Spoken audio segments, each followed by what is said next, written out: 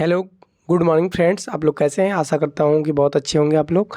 तो डेली की तरह आपका आज हिस्ट्री का जो है कि 7 नंबर को क्लास होगा और भारतीय प्राचीन जीएस दृष्टि हम आपको बता रहे हैं।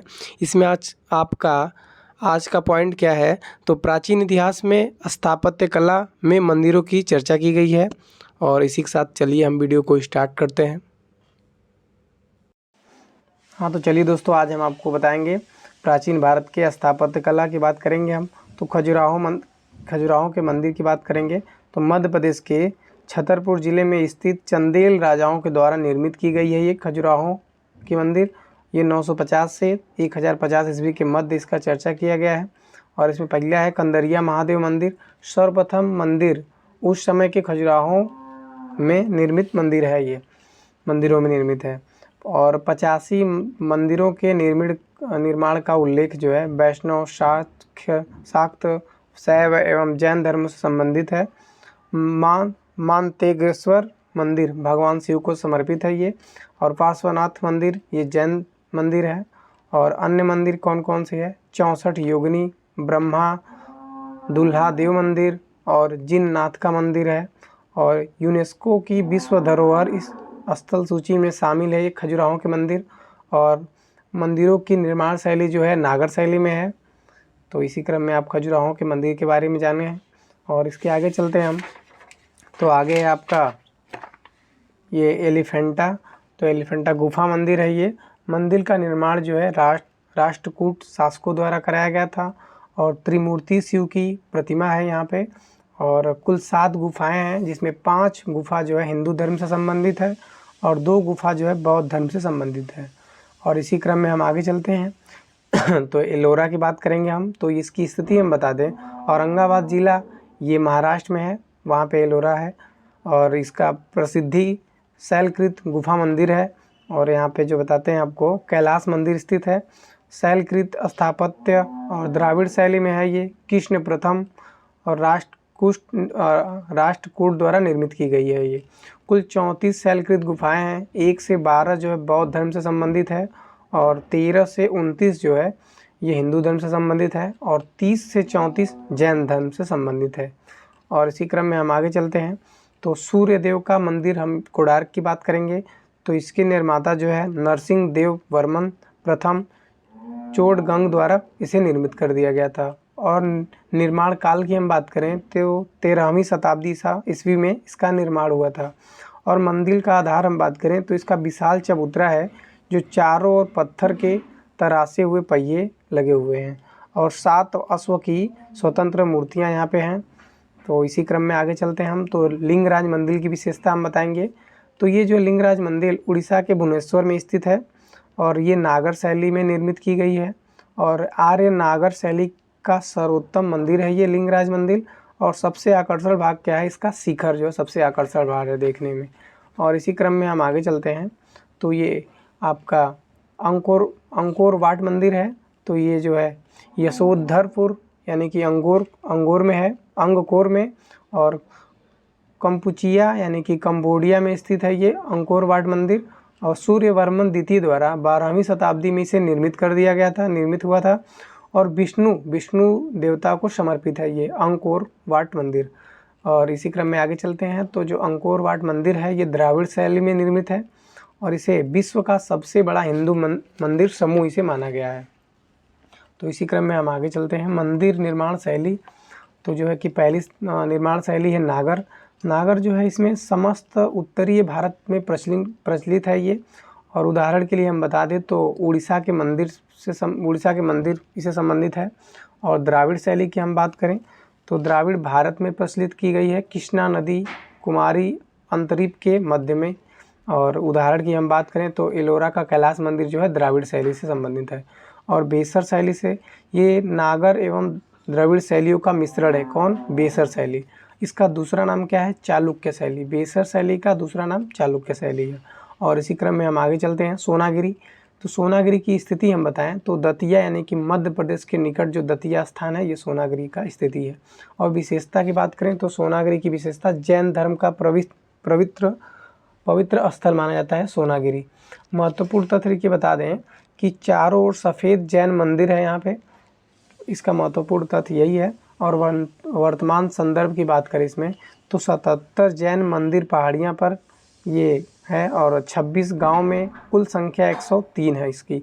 अन्य तथ्य की हम बात करें तो 57वां मंदिर है और मुख्य मंदिर है ये, पहाड़ी पर स्थित है ये मंदिर और भगवान चंद्र प्रभु से संबंधित है।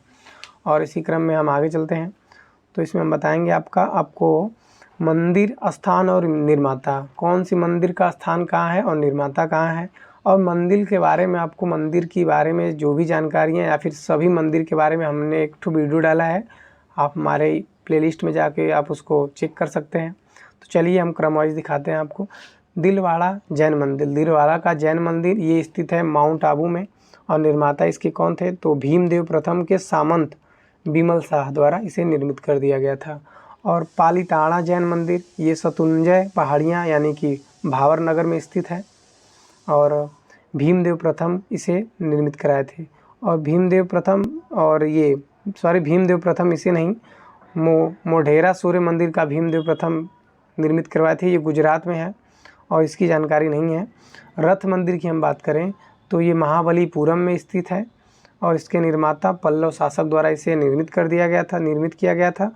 और बृहदेश्वर मंदिर ये तंजौर में है और राजराज प्रथम इसे निर्मित किए थे। और विरूपाक्ष मंदिर ये हम्पी में है और इसकी निर्मित की जानकारी नहीं है। इसी क्रम में हम आगे चलते हैं। पंचायतन ये मंदिर रचना शैली है। पंचायतन किसी देवता और उसके साथ 4 अन्य देवताओं की मूर्ति समूह जो है इसे पंचायन कहते हैं। तो 5 प्रकार का हो गया ना, एक देवता और उसके साथ 4 मूर्तियाँ, तो ये पंचायतन कहलाता है। इसी क्रम में हम आगे चलते हैं तो 3 संगम यानी कि प्रथम संगम का स्थान जो है मदुरई में है और इसके अध्यक्ष अगस्त ऋषि थे। और द्वितीय संगम की हम बात करें तो इसका स्थान जो है कपाटपुरम ये अलैवाई में है और इसके अध्यक्ष जो है अगस्त ऋषि इसके भी अध्यक्ष थे। तथा और एक थे तोलका पीपियर्स थे। और तृतीय संगम की हम बात करें तो इसका स्थान भी मदुरई में है, यानी कि जो पहला संगम का स्थान है, तृतीय संगम का स्थान मदुरई दोनों का है। और इसके तृतीय के जो अध्यक्ष थे नक्कीरर, ये इसके अध्यक्ष थे। इसी क्रम में हम आगे चलते हैं तो आपको दिखाते हैं। ये जो है तोलका पीपियम ये द्वितीय संगम का एकमात्र अवशिष्ट है और आगतन उपलब्धि तमिल साहित्य का प्राचीनतम ग्रंथ है मिला है। और प्रयनकर्ता जो है तोलका पीपियर ये ऋषि अगस्त के 12वें युग शिष्य में से एक थे ये। और इसी क्रम में आगे चलते हैं। व्याकरण ग्रंथ है ये तोलका पीपियम और सूत्र शैली में इसकी रचना की गई है। काव्य शास्त्र का भी एक उच्च कोटि का ग्रंथ माना गया है इसे। और शिल्पा दिकारम ये जो है लेखक इसके थे इलंगो आर्डिगल। और संगम साहित्य का महत्वपूर्ण महाकाव्य इसे माना गया है। इलंगो आर्डिगल का वर्णन जो है चोल नरेंद्र कारिकाल का पौत्र इसे वर्णन माना जाता है इसे। और पुहार यानी कि कावेरी पट्टनम के एक धनायण व्यापारी के पुत्र कोलय एवं उनकी पत्नी कनंगी से संबंधित मार्मिम कथा का वर्णन किया गया है इसमें। और इसके आगे चलते हैं। नटराज शिव की मूर्ति तो ये बड़ी संख्या में प्राप्त हुई और प्रायः चतुर्भुज आकार, इसका आकार जो है चतुर्भुज है। और शिव की दक्षिणा मूर्ति यानी कि गुरु शिक्षक मुद्रा में स्थित है। इसी क्रम में हम आगे चलते हैं। चोल शासक की बात करते हैं तो राजराज प्रथम जो है इसका पहला पॉइंट देखते हैं। उत्तरी श्रीलंका को जीतकर अपने राज्य में मिला लिया ये राजराज प्रथम। और इसी क्रम में तो अगला पॉइंट देखते हैं जो ये राजराज प्रथम में तो बीजित क्षेत्र के अनुराधापुर स्थल को नष्ट कर दिया था ये राजराज प्रथम ने। और पुलोलनरूर ये राजधानी बनाया था। इसका नया नाम इसका जो है जन्नाथ मंगलम था। और इसी क्रम में आगे चलते हैं। राजेंद्र प्रथम की बात करेंगे तो ये चोल शक्ति का चरमोत्कर्ष काल है माना जाता है राजेंद्र प्रथम को। और बंगाल की खाड़ी चोल झील में बदल दिया गया, बंगाल की खाड़ी को चोल झील में बदल दिया गया था राजेंद्र प्रथम के द्वारा। और संपूर्ण सिन्हल द्वीप श्रीलंका को जीत लिया इन्होंने राजेंद्र प्रथम ने। और उत्तर पूर्वी भारत पर आक्रमण किया। ये वो पवित्र गंगा जल लाने के लिए इसने उत्तर पूर्वी भारत पर आक्रमण कर दिया राजेंद्र प्रथम ने। और पाल शासक महिपाल को हराया इसने राजेंद्र प्रथम ने, और जो हराने के बाद गंगई कोडल चोल की उपाधि धारण की और गंगई कोडल चोलपुरम नई दिल्ली राजधानी स्थापित की और चोल गंगमम तालाब का निर्माण कराया इसने, चोल गंगमम तालाब का निर्माण कराया। और कुलोत्तुंग प्रथम जो है श्रीलंका का राजा विजयबाहु स्वतंत्र हुआ और कुलोत्तुंग ने अपनी पुत्री का विवाह वीर पेरुमाल के साथ किया था। और इसका अगला पॉइंट है 72 सौदागरों का एक चोल दूत मंडल चीन भेजा गया और चोल लेखों की उपाधि जो है सुंगम तरवित्र और करों को हटाने वाला इसे माना जाता है। और इसी क्रम में आगे देखते हैं तो ये है आपका तब कोलम युद्ध जो है ये जो 949 ईस्वी में हुआ। राष्ट्रकूट बनाम चोल के बीच हुआ। कृष्ण तृतीय बनाम परातंक फर्स्ट जो है, और ये विजेता इसमें कौन हुआ तो कृष्ण तृतीय विजेता हुआ। और परिणाम की बात करें तो राष्ट्रकूटों का तंजौर पर इसके बाद युद्ध के जीतने के बाद अधिकार हो गया। और इसी क्रम में हम आगे चलते हैं, समितियां और कार्य की बात करेंगे। तो वारियम जो समिति है उस कार्य क्या है, गाँव की देख रेख करने वाली एक कार्यकारी समिति बनी थी, इसे कहते हैं। और अगली समिति है आपका टोट वारियम, ये क्या है उद्यान प्रशासन का कार्य किया जाता था। और संवत्सर वारियम क्या है समिति, इसमें वार्षिक समिति इसका कार्य था। और एरी वारियम ये क्या है तालाब समिति इसका कार्य था। और पोन वारियम क्या था तो ये स्वर्ण समिति इसका कार्य था। इसी क्रम में आगे चलते हैं, पल्लव शासक में हम पहला देखते हैं सिंह विष्णु। तो ये अवनी सिंह की उपाधि धारण की थी ये सिंह विष्णु ने। और कशाकुंडी दानपत्र के अनुसार ये चोल पांड्य सिन्हल तथा कलर्म के राजाओं को परास्त यानी कि हराया था इसने। और अगला शासक हम बात करेंगे नरसिंह वर्मन, ये महामल्ल की उपाधि धारण की थी पल्लव शासक का जो नरसिंह वर्मन था। और इसका अगला शासक हम बात करेंगे परमेश्वर वर्मन, ये जो है लोकादित्य एक मल्ल रणजय गुणभाजन की उपाधि धारण की थी। और इसी क्रम में पल्लव शासक का आपका अगला शासक है महेंद्र वर्मन प्रथम, ये जो है मत विलास प्रहसन ग्रंथ की रचना की थी इन्होंने। और इसी क्रम में हम आगे चलते हैं तो ये देखिए अगला पॉइंट है आपका अरिकामेड़ु, ये जो है पोर्डुके यानी कि प्राचीन नाम है इसका। और एम्फोरा जार, ये दोनों तरफ हत्थेदार था, इसे एम्फोरा जार कहा जाता है। और कंबन जो है तमिल रामायण या रामावतारम की रचना, इसे कहते हैं कंबन। और उरैयूर किसे कहते हैं तो ये सूती वस्त्रों का केंद्र था उरैयूर। और इसी क्रम में हम आगे चलते हैं तो चालुक्य वंश की बात करेंगे। चालुक्य की राजधानी बादामी थी।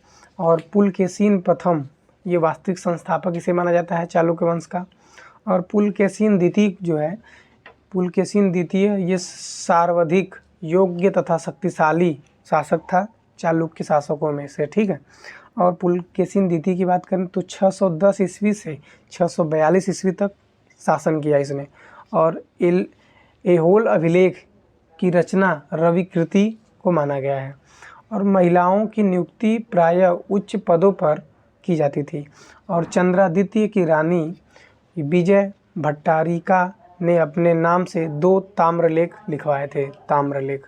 और इसी क्रम में हम आगे चलते हैं तो चोल प्रशासन क्या क्या था तो उसमें साम्राज्य में जो है प्रांत था, प्रांत को हम मंडलम कहते हैं।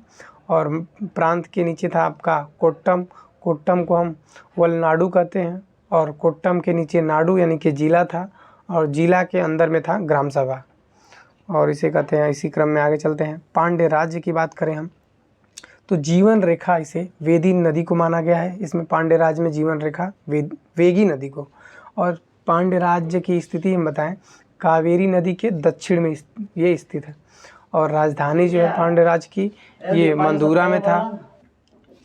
और जो है पांड्य राज्य की राजधानी की बात करें तो मदुरा इसकी राजधानी थी।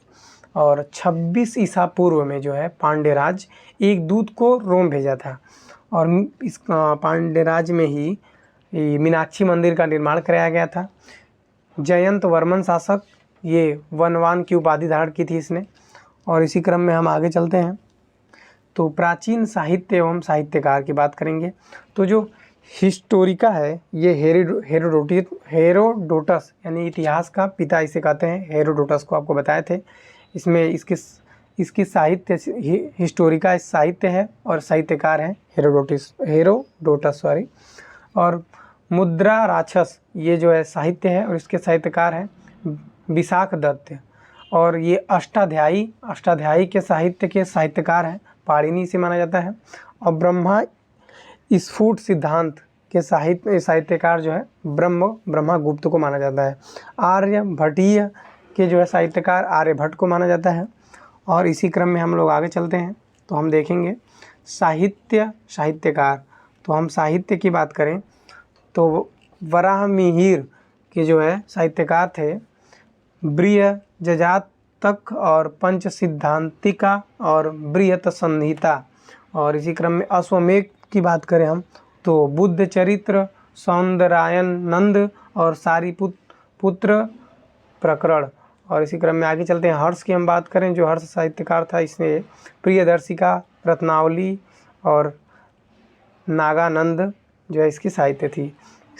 और अगले साहित्यकार की हम बात करें तो दांडी, ये काव्यदर्शा और 10 कुमार चरित्र की रचना की थी। और इसी क्रम में हम आगे चलते हैं। प्राचीन साहित्य एवं साहित्यकार की बात करें तो इसमें साहित्य है मिलिंद पन्हो और इसके साहित्यकार नागसेन। और मालविका अग्निमित्रम, ये कालिदास की साहित्य थी। और अगला है राजतरंगिणी, ये कल्हड़ इसके साहित्यकार थे। गीत गोविंद के साहित्यकार जो है जयदेव थे। और पंचतंत्र के साहित्यकार विष्णु शर्मा थे। और सिद्धांत शिरोमणि के ये साहित्यकार भास्कराचार्य थे। और इसी क्रम में आगे चलते हैं तो मिताक्षरा के जो है साहित्यकार थे विज्ञानेश्वर, ठीक है। और इसी क्रम में अगला पॉइंट है आपका, अगला साहित्य है लास्ट है मतविलास प्रहसन के जो है साहित्यकार थे महेंद्र वर्मन। और इसी क्रम में हम लोग आगे चलते हैं तो साहित्यकार और साहित्य की बात करेंगे। तो जो पातंजलि साहित्यकार था इसके साहित्य महाभाष्य को माना जाता है। और यास्य साहित्यकार ये निरुक्त को माना जाता है। कात्यायन जो है ये वार्तिक को माना जाता है, वार्तिक को। और वात्स्यायन ये कामसूत्र साहित्य को माना जाता है। कालिदास जो साहित्यकार थे ये मेघदूत इसके साहित्य हैं। भवभूति, उत्तरा, रामचरितम और कुमारदास जो है जानकी हरणम और शूद्रक ये मिच्छकटिकम इसी क्रम में आप लोग देख रहे हैं। भारवी जो है किरात्रा, जूनियम और वाणभट्ट ये कादम्बरी। और मेरुतुंग ये प्रबंध चिंतामणि। और भास, स्वप्नवास, वादतंता। और आगे चलते हैं सर्ववर्मा ये कांतत्र्य और भास्कराचार्य लीलावती। और इसी के साथ आज का वीडियो यहीं समाप्त होता है। तो प्लीज़ गाइस इसको लास्ट तक ज़रूर देखें। और इसका PDF का जो है PDF आपको टेलीग्राम चैनल है मेरा क्लाइमेक्स तक के नाम से, उस पर आपको PDF मिल जाएगी। आप PDF देखना चाहते हैं तो उसको डाउनलोड कर सकते हैं, देख सकते हैं उसमें। और हम इसका टेलीग्राम का लिंक जो है वो डिस्क्रिप्शन बॉक्स में आपको दे देते हैं, आज जाके चेक कर लीजिएगा। तो ठीक है दोस्तों, मिलते हैं नेक्स्ट वीडियो में हम, तब तक के लिए धन्यवाद।